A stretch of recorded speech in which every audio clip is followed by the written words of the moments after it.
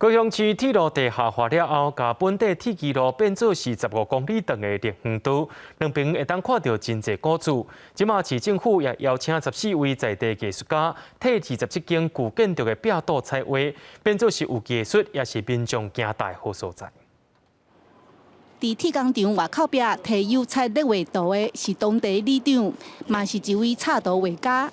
伊带领其他艺术家甲学生做伙完成这幅大型彩绘。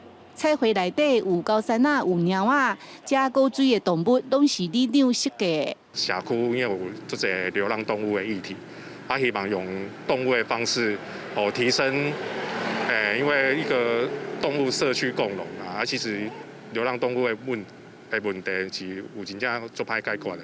社区加即块5花10色的彩绘，真侪里民翕相拍影片来公园散步，心情嘛介好。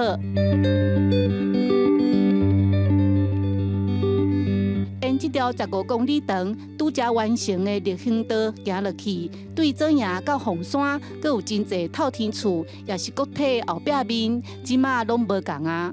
铁路地下化以后，铁轨已经下地了。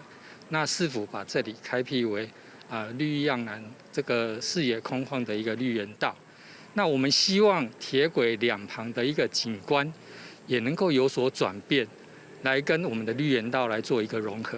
14位在地艺术家发挥创意，隆重的完成27幅建筑彩绘。绿树甲彩绘代替火车的乌烟甲噪音，旧社区嘛有新风貌。记者陈嘉文、赖伟哲高雄报道。